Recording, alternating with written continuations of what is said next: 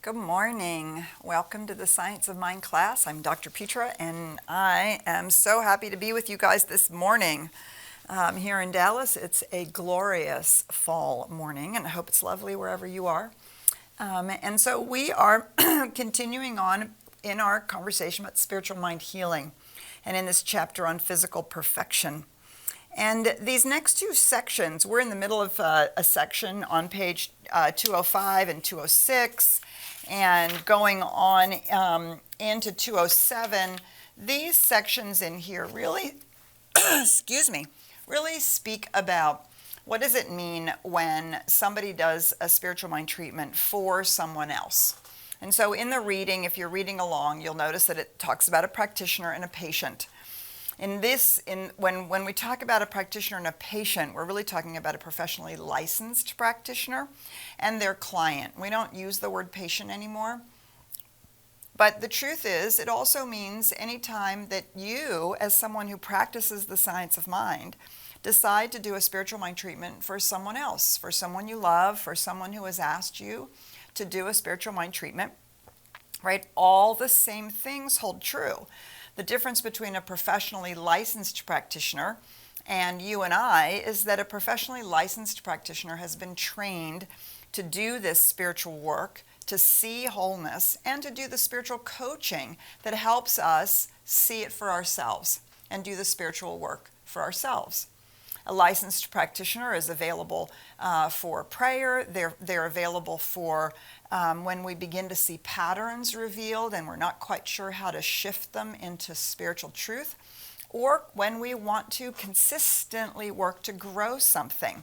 Our practitioners are amazing.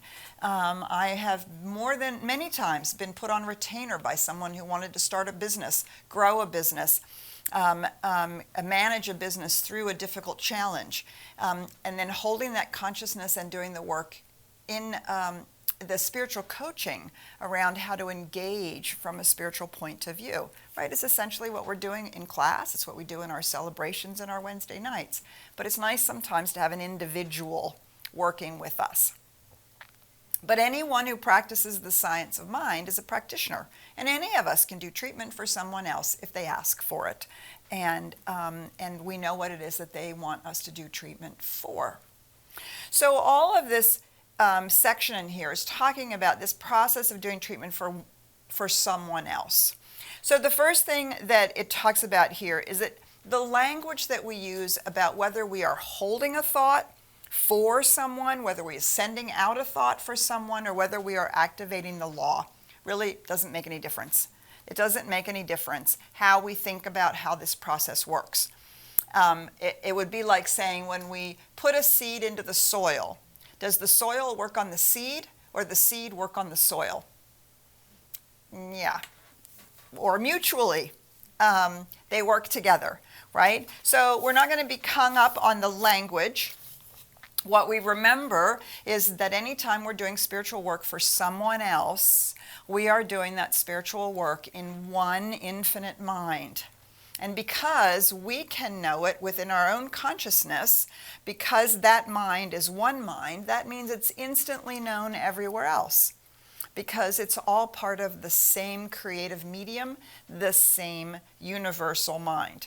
So we don't have to get hung up on it. What we realize, the most important thing we realize about doing treatment for someone else is that the work begins and ends in our own consciousness. There's no sensation around treatment for someone else. We're not sending them energy. We're not giving them good vibes. I mean, I hear that kind of language a lot. Oh, just send me some good vibes. I'm going to go have an interview today, or I have to have a phone call today. So that's a lovely thing to do, right? Energetically, to hold somebody in the light, it's a lovely thing to do. We can send them energy, but it is not spiritual healing work from the point of view of spiritual mind treatment. In spiritual mind treatment, we are using definite laws and principles. We are specifically activating them for someone else and for a specific outcome. So we're not just sending out good vibes. We're actually doing the work in our own consciousness to know spiritual truth. And when we know spiritual truth, that truth known is what the law uses to manifest. So on page 207, there's a lovely section here on there's no sensation in treatment. So when we do a spiritual mind treatment for ourselves or for someone else, we're not looking for an energetic sensation. We're not looking for any kind of feeling necessarily in our bodies, other than the sense of conviction. Now, I know people who feel peaceful after they've done a spiritual mind treatment. I often feel excited after I've done a spiritual mind treatment because I'm like, can't wait to see how it's actually going to all unfold. I know people who do spiritual work and their hands get hot or their cheeks get red. But none of these things are required for a spiritual mind treatment to be effective. The only thing that's required for a spiritual mind treatment to be effective is to have conviction that it works and that we are using a law and a power that we can learn and can use. Now, it goes on to say, sometimes people who are being treated as well as the practitioner feel a great sense of peace or elation, a vibration of light. And these may all happen, but the point that's being made here is they're not required. If you don't have a feeling of just blissful peace, or you don't have a feeling of a vibration or a light, this does not mean the spiritual mind treatment is not working. It doesn't mean it doesn't have power. Our conviction is what gives it the power. The law is always working, and we're using that one infinite law in this one infinite mind. People often do have a sense of light during a treatment, but it is not at all necessary that either the practitioner or the patient should experience any sensation out of the ordinary during a treatment. The practitioner does not work himself up into or herself up into an emotional state. This is very important, right? This is not this is not healing because we have generated some big emotional state within ourselves. We're using laws and principles that we understand. Now, the only significant emotional state is a deep sense of conviction that what we're doing actually works. While it is true that the treatment is creative, it is also true that whatever feeling there is must be an effect and not a cause. It must be the result of a conviction. So yes, while some of us are very feeling and sensory kinds of people, we may be very kinesthetic, right? The point that it's not that you don't feel powerfully the end result. It's not that you don't feel your conviction. The idea here is that it's not about working ourselves up into an emotionally hyped up experience, right? Because that's not the point. We're not just playing around with making ourselves feel better. We're using spiritual laws. Now, this doesn't mean that when we do treatment, we don't feel better. We do. But it's because we're using principles and laws. And the science of mind, one of the things we have to remember is that the science of mind was written, and the whole New Thought movement came out of the tent revivals and spiritual healings of the mid 1800s. And so there was a lot of that sort of sensational emotionalism that was being created and purported to be to produce spiritual healings. Some of it may have produced spiritual healings, but there's the idea that it's not. The important thing is that we know what we're doing. So I don't want to misconstrue. That doesn't mean we don't have feelings within our treatment. It doesn't mean that we're not experiencing or sensing or feeling the treatment.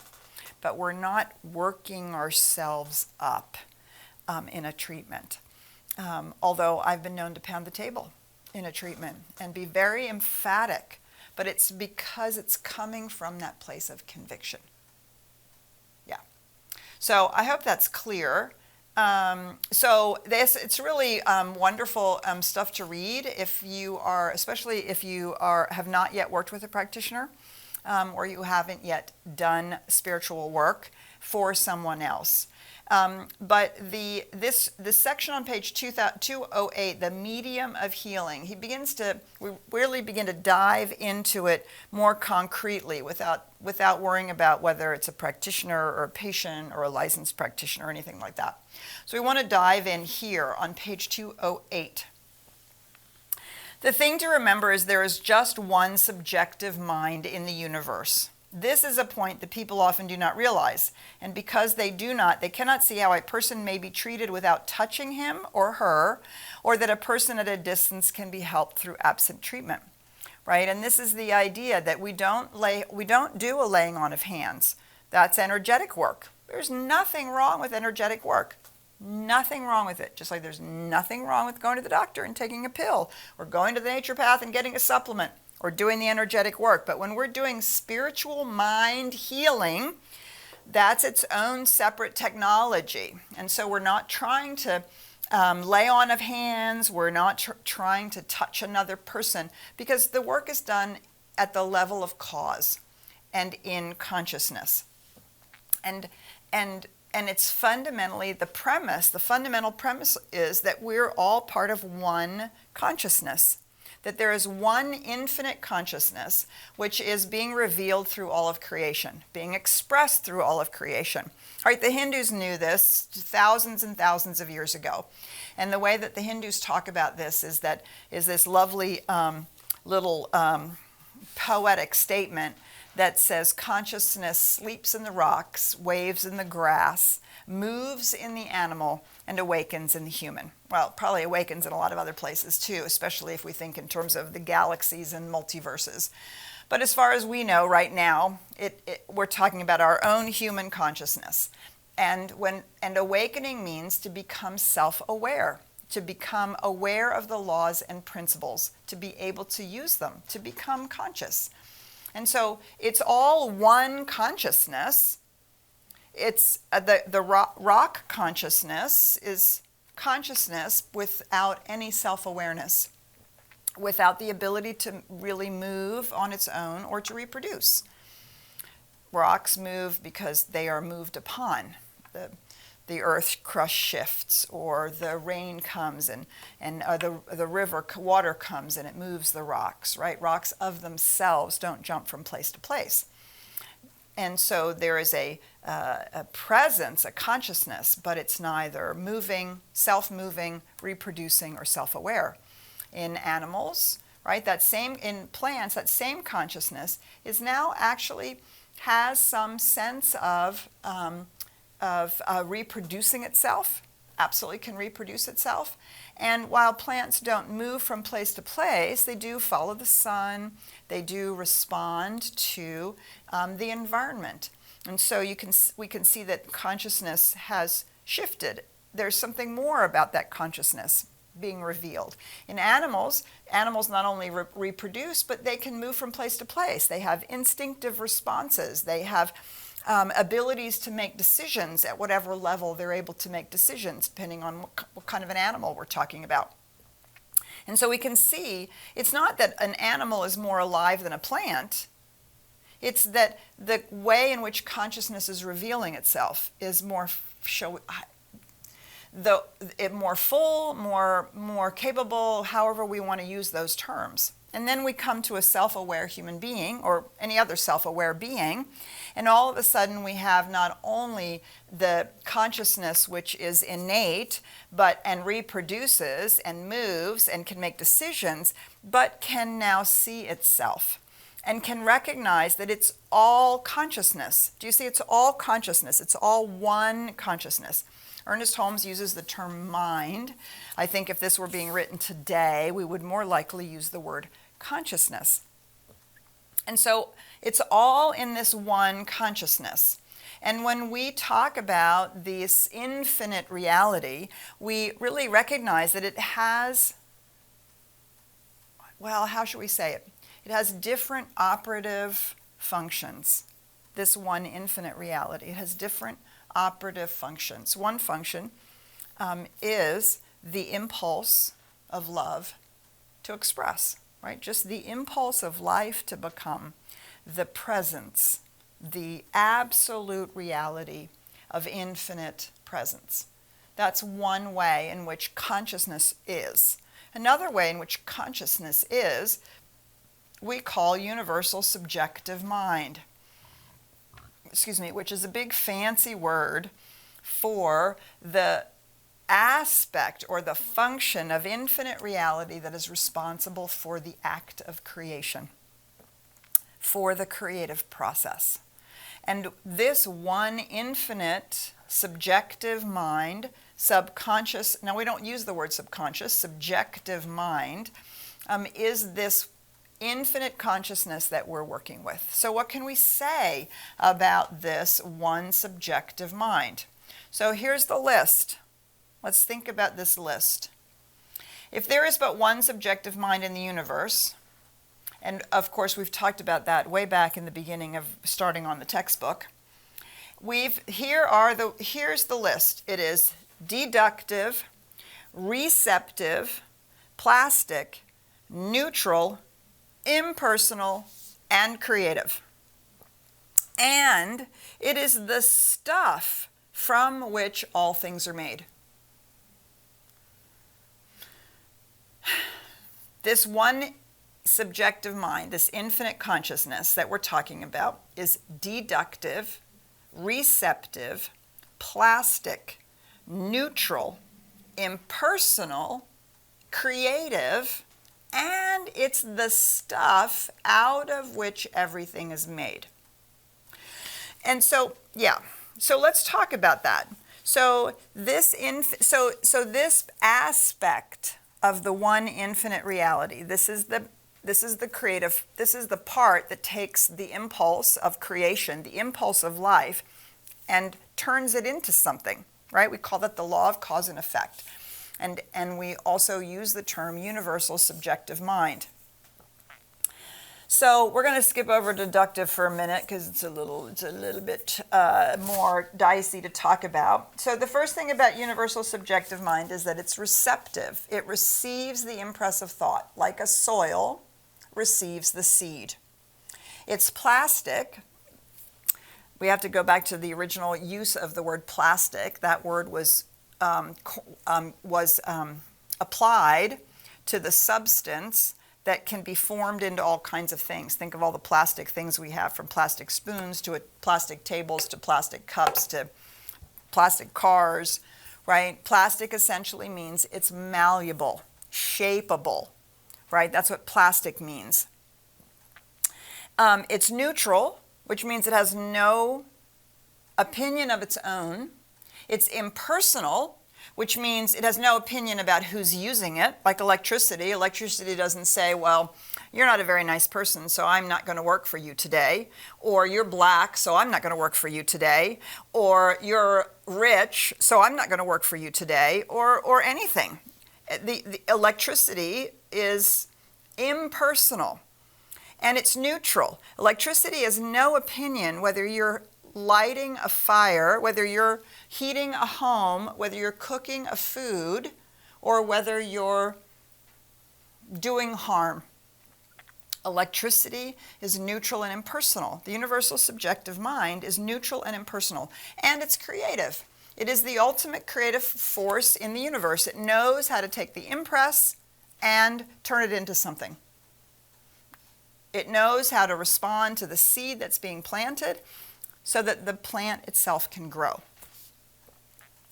And it's the stuff from which all things are made, right? If we go back to the original mystical story of creation in the Hebrew Bible in the Old Testament, the Christian Old Testament, right? There's this wonderful passage that God took dust and breathed on it and created the human being. And so I actually remember asking this in my Catholic CCD classes, So where did the dust come from? If nothing had been made yet, where did the dust come from? How does that work, right? And that's the idea, that the universe makes everything out of itself. The infinite one reality makes everything out of itself. And that stuff doesn't, again, say, well, I don't want to be that person. I don't want to be that animal. I don't want to be that star. Do you see, that would be silly? Just as the soil doesn't say, wait, I didn't agree to become corn today. I don't want to be grass. I think I'd rather be a tree. I'd rather turn into something else. And this is the universal subjective mind that we're working with and working in when we're doing our spiritual healing work for ourselves or for someone else. In the universal subjective mind, you can impress upon it a certain image of thought or a certain process of realization, and you will get a result. For it is the actor. It is the creative doer. This universal subjective mind that we're all a part of. Okay, that's a big mouthful.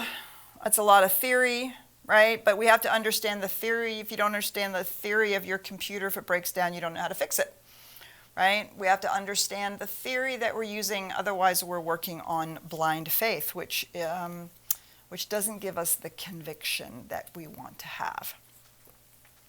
So let's stop there. Let's just stop there. We've talked about no sensation in treatment. We've talked about we're not sending good vibes. And we've talked about that we're using a law, a one subjective mind that has these very concrete attributes that we ascribe to it or seek to understand. Let's stop there. And just see what questions or comments or thoughts you have about it. If there's something that we can illuminate a little bit more about it. And so we're going to stop and check in with Ryan and see what's going on out there. Thank you, Petra, and thank you for everybody who's joining us today.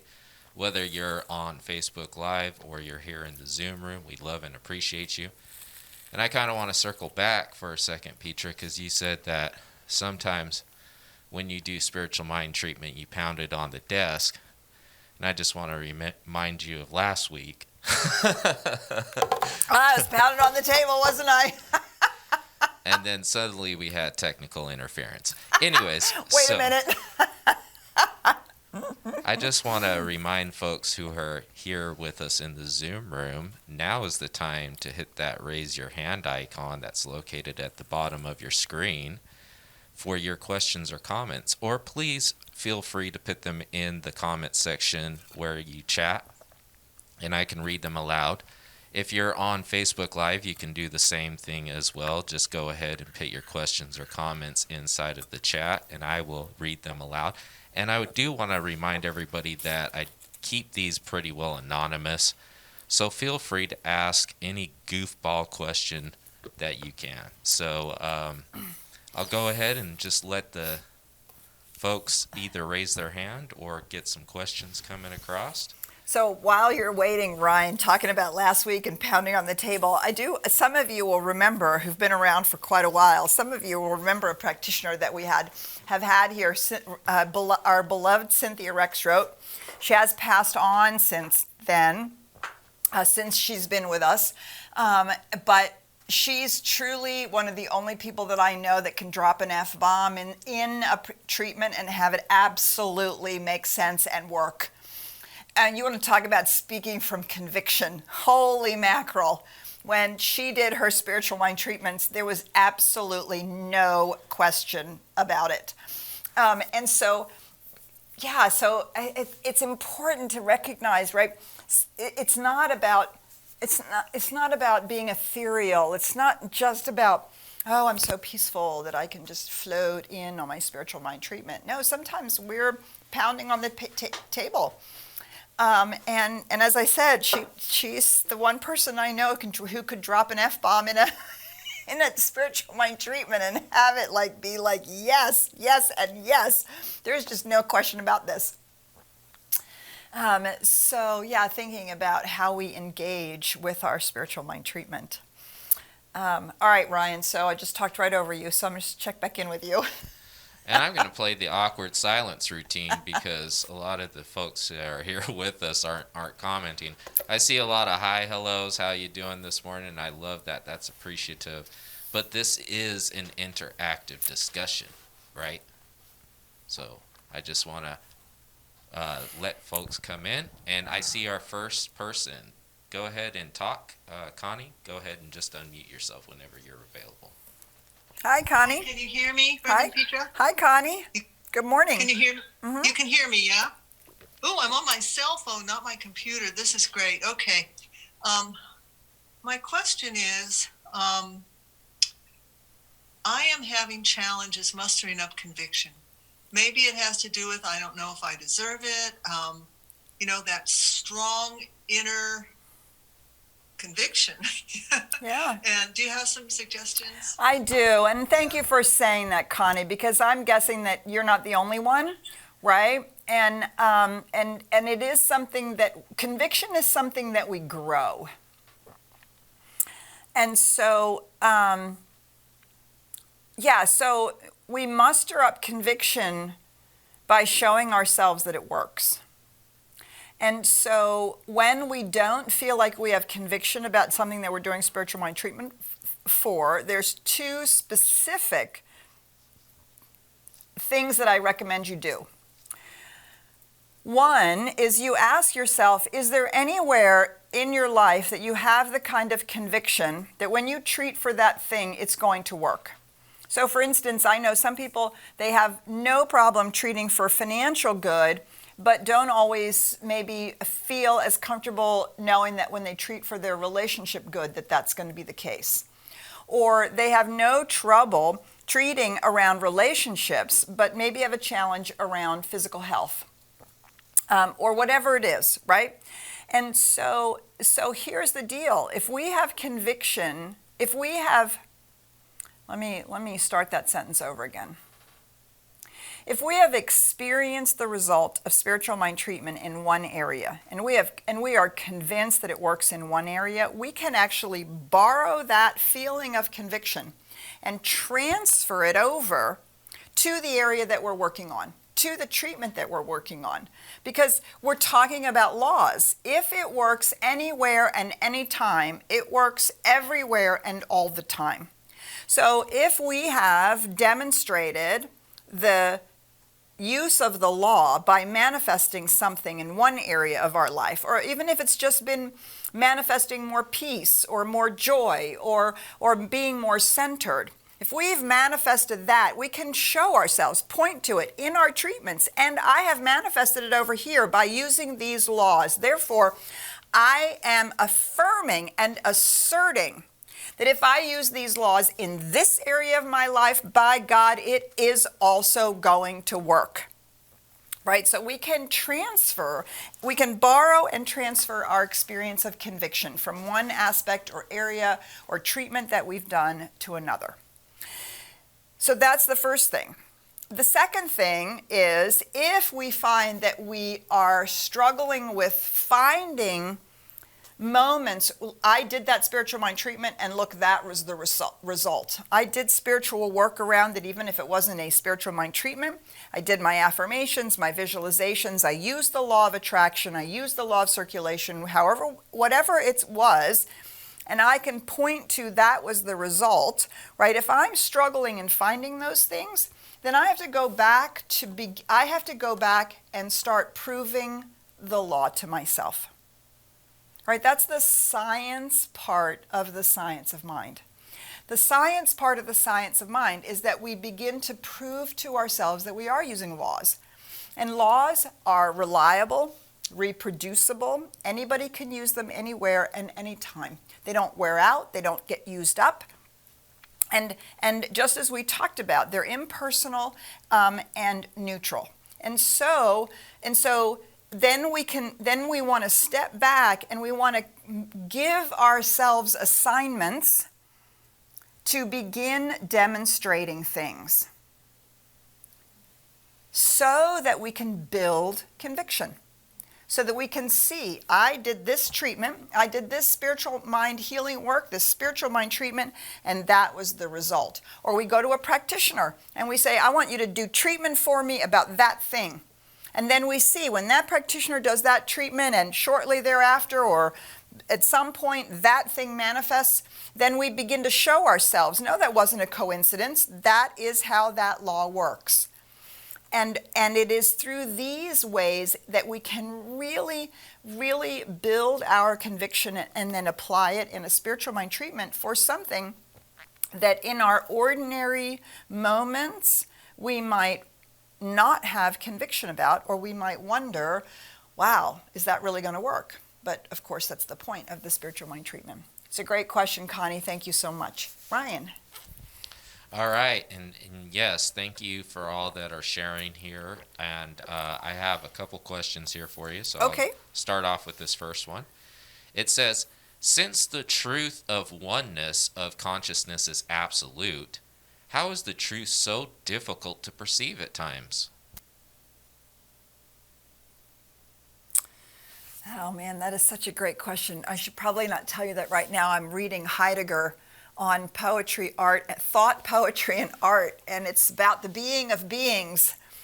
And how is it that well, first of all, what is truth, and how do we know truth, right? And Heidegger, like Science of Mind, says truth reveals itself.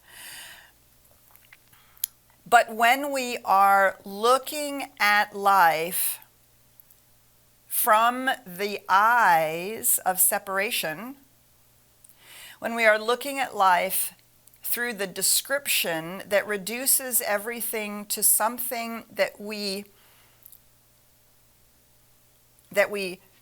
touch and taste and measure, when we reduce it to facts and we reduce it to its material substance, we are not perceiving truth.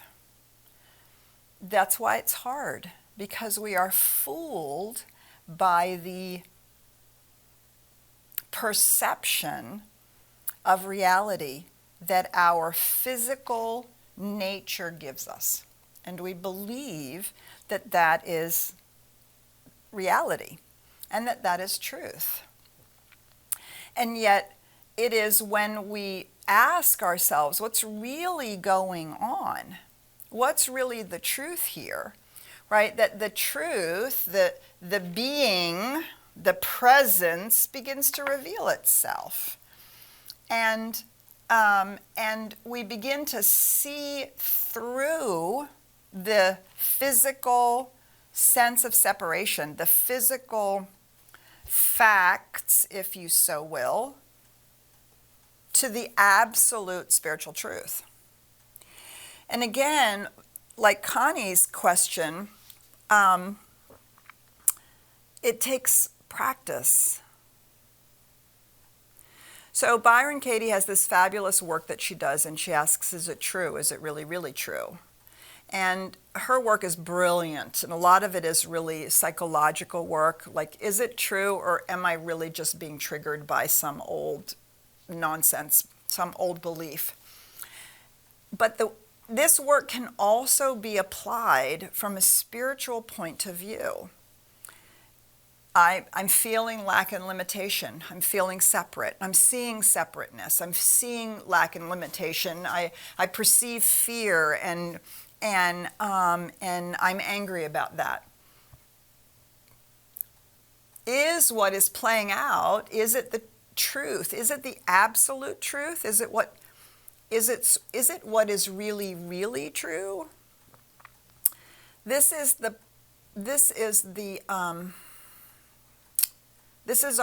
cultivation of our spiritual eyes, right? And the reason that it's challenging is because we perceive, well, through a glass darkly. We perceive with our human eyes, which perceive facts and separation. And so, this is why our spiritual practices are so important. This is why it's so important to practice perceiving oneness, perceiving the reality of spiritual truth in the middle of chaos and craziness, right?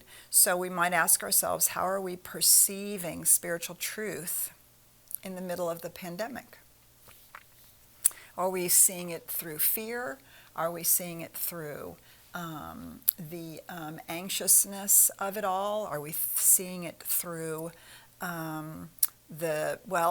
ultimately it's the law of averages that are playing out, right? Or are we perceiving it through our spiritual eyes that says we get through this, we find our way through this, that there is infinite wholeness that is in fact revealing itself and moving us in the direction of wholeness and finding our way through? And do we see that end result in our own consciousness as the absolute truth, and that must manifest, however that manifests itself, whether that's the perfect vaccine or whether that's more and more people being willing to be thoughtful and careful about being together, whether that's the virus of itself dying out or mutating to become less strong. We don't have to know all of the pieces that come into play there, right?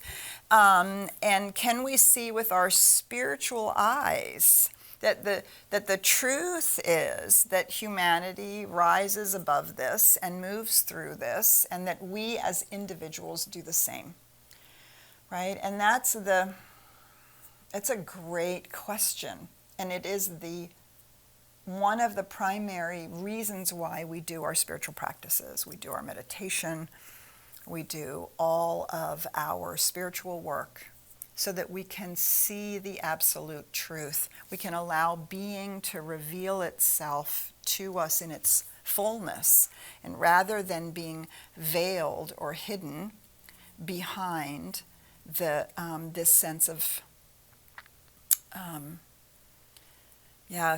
in science of mind we call it the sense of separation, this sense that reality is only what we perceive with our senses and can touch and taste and measure.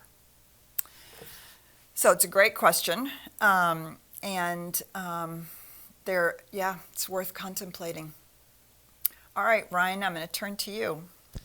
Yeah, that question kind of melts your mind, doesn't it? It does. It's great. And let me just say, these are the kinds of things it's worth meditating, really taking into your meditation, or simply walking around the world, contemplating that thought for weeks, if not months. Just contemplate that one thought, and as Ryan said, it'll melt your melt your mind, and it will reveal itself, right? That's the faculty of intuition. When our trying to figure it out gets melted,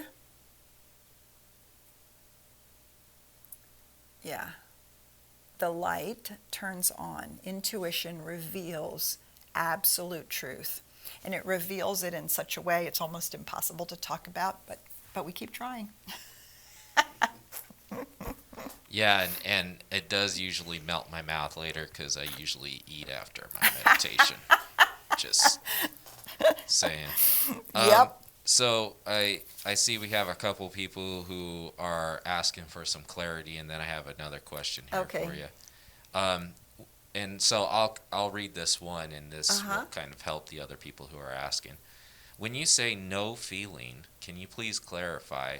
I was understanding that the feeling tone of the treatment was as important as the treatment itself.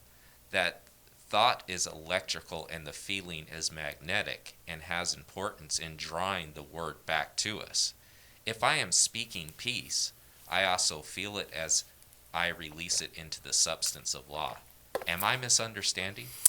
Yeah, these words are all so slippery, and I always know that I'm going to get pushback on this conversation, especially for those of us who are very feeling and sensate oriented. So the title of this section is There's No Sensation in Treatment. So I guess we have to ask ourselves, is conviction a feeling?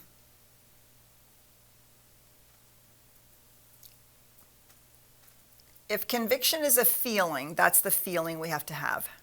If we're going to use the word conviction, if we're going to use the word feeling, that's the feeling. It's not an emotion, because an emotion is a response to an outer event. And if we wait to have the emotion, we're not being causal. The result of our treatment isn't feeling peaceful. That is not the manifestation. The manifestation is being able to stand in a chaotic moment in our lives and being at peace. That's the manifestation. And peace is so much more than a feeling. Peace is not only a feeling, but it's a way of engaging in the world. It's a way of responding to things. It's a way of being so totally present that we're able to allow things to be what they are, be at peace with them, and respond neutrally from an unhooked or untriggered place. Actually, to me, none of those things are feelings. They're certainly not emotions. And I think we attach way too much, what's the word I want? We attach way too much significance to our emotions, right? Our emotions are no more significant than the thoughts that we have. We have emotions and we have thoughts. Emotions that we have and thoughts that we have are not intentional. They are reactional, right? So it depends entirely on how we're using this word feeling. If we mean an emotion, the answer is no. You do not have to have an emotion in your spiritual mind treatment. What you have to have is conviction, a deep and profound conviction. Now, for some people, the conviction is pounding on the table, or in some situations, but other times the conviction is just that deep sense of alignment. There's such a deep realization. Here's the phrase that Ernest Holmes uses, which I absolutely love. This would be the epitome, I think, of another way of getting a hold of the feeling that one wants to have in a treatment. And he says, "My whole being acquiesces to the truth." My whole being acquiesces to the truth. Which, what does that mean, right? Gives up anything unlike the truth and simply, completely accepts the truth as true. Again, if that's a feeling, okay, we could call it a feeling. But so often, when we use the word feeling, what we mean is an emotion. Well, I'm treating for peace, so I want to feel peaceful. No, I'm treating for peace, which means I want to be peaceful in unpeaceful moments. That's the manifestation. Do you see the difference? And just feeling peaceful in my treatment, it's a nice feeling, but that's actually not the manifestation. So how will I know that I'm going to be peaceful when the shit hits the fan? That's the question. And just because I feel peaceful in the treatment does not guarantee that I have done the spiritual work to so deeply become convinced that the absolute peace of truth itself is my being, and that I am now guided by that peace in the midst of chaos, right? That's the conviction that allows me then to be peaceful, that grounds me in peacefulness when it's not peaceful around me. Do you see? So I know these words are slippery, and I don't want to offend anybody who is very much a heart-centered, feeling-tone person, right? This is not about being rational and linear and left brain. It has nothing to do with that. It has to do with being intentional. And at the top of page 209, Ernest Holmes says one of our most quoted phrases ever: trained thought is more powerful than untrained thought. Trained thought is more powerful than untrained thought. And again, remember that when he uses the term thought, when we use the term thought in Science of Mind, he defines thought early in the book as a movement in consciousness. It's not just, oh, I am having a left brain rational linear thought. So we have to get over that, right? Trained thought is when my mind and heart and body are in alignment with spiritual truth, right? That's what it means to acquiesce. My being acquiesces to the truth. Not my thoughts, my being, my whole being, mind, heart, and body. And so whatever work we have to do with that, the feeling is the fire, is the conviction that the creative process that we are using works. Yeah.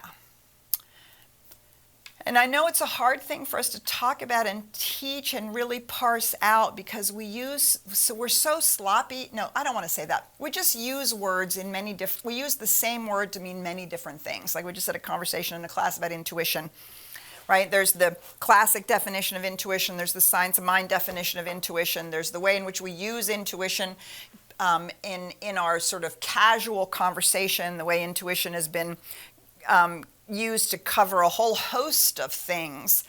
And so when we are doing spiritual work, we're trying to actually narrow the definitions of these words enough so that we can understand what we're doing.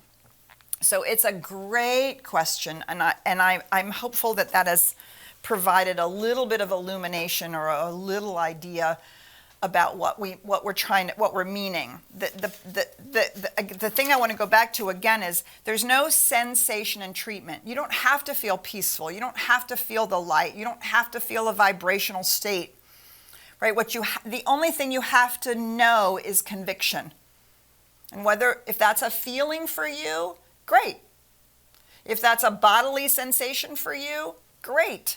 If that's something that you do in your mind, great. Or any combination thereof. That's the primary feeling that we are seeking to move into in our spiritual mind treatments. All right, so we are coming to the end. Ryan, did we have one other thing we wanted to bring forward? Well, yeah, I have. There's a couple people who have their hands raised here in the Zoom. And so I'm going to look around the room. Are we going to go into some overtime here? Sure, we can. Why not? All right. We got a couple hands raised. So I'm going to ask that the folks who have their hand raised, just to keep it short, just be mindful of the time that we have here. So the first one, so I have the Fritzes. Fritz, do you want to go ahead and just unmute yourself? Hi, Jeff and Karen. Good morning. Good morning. So now I can't make this short. I'm concerned about that. Okay, well, do your best. So all right. So I wanted to introduce the concept of integrity. Integrity is becoming very confused with the falsities that all of us are exposed to. There's so many things that are affecting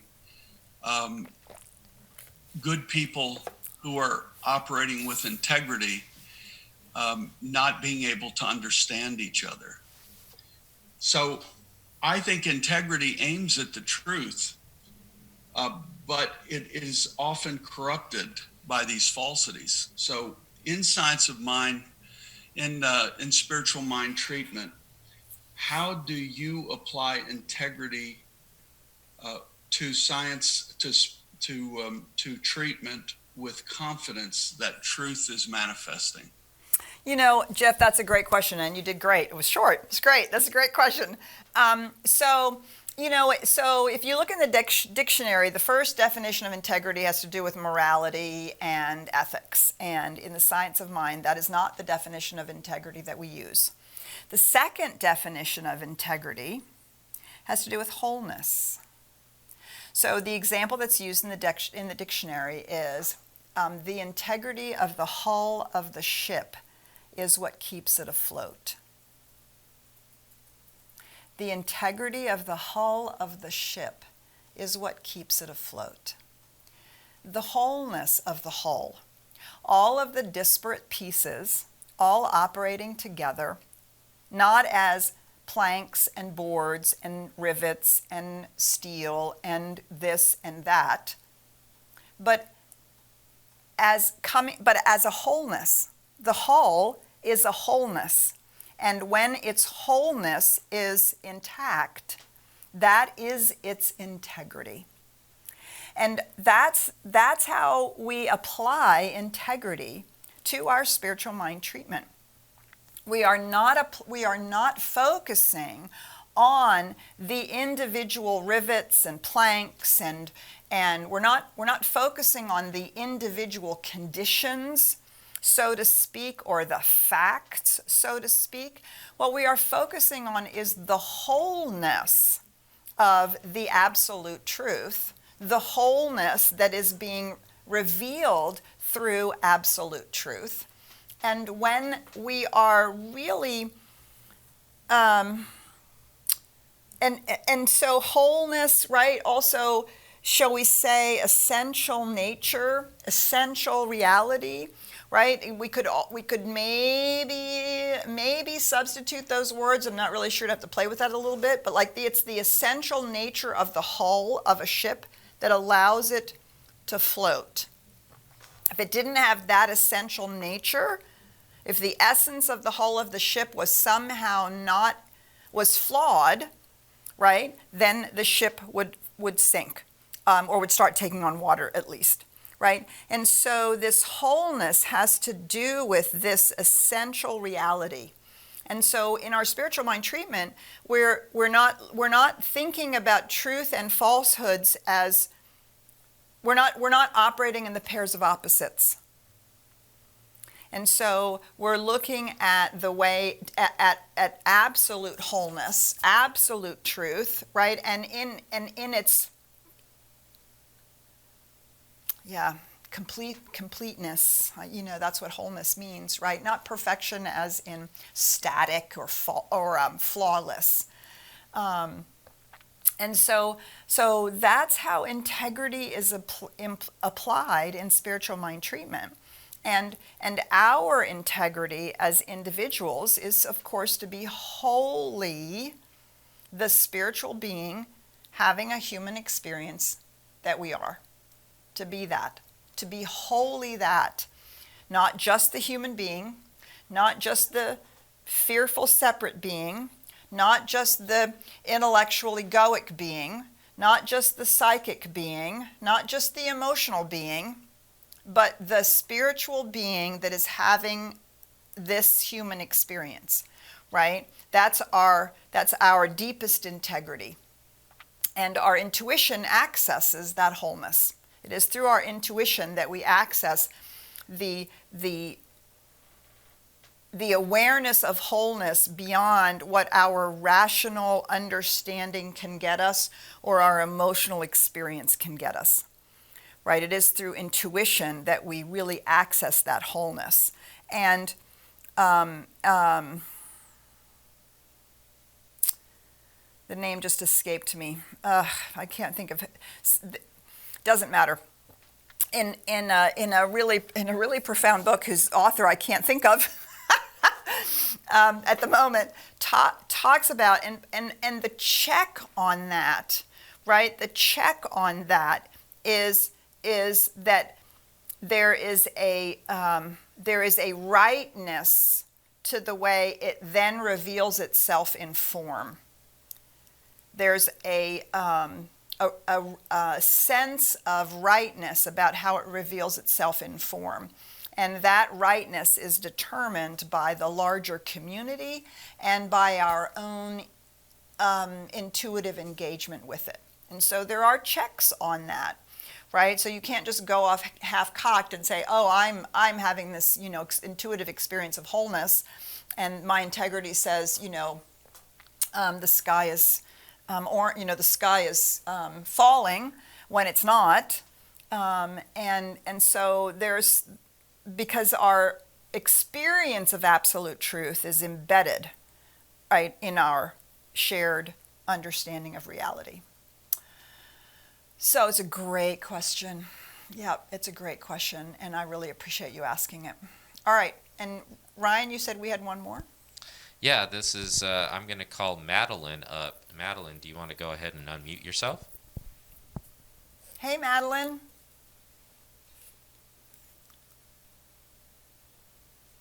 Hi, Madeline, are you still there?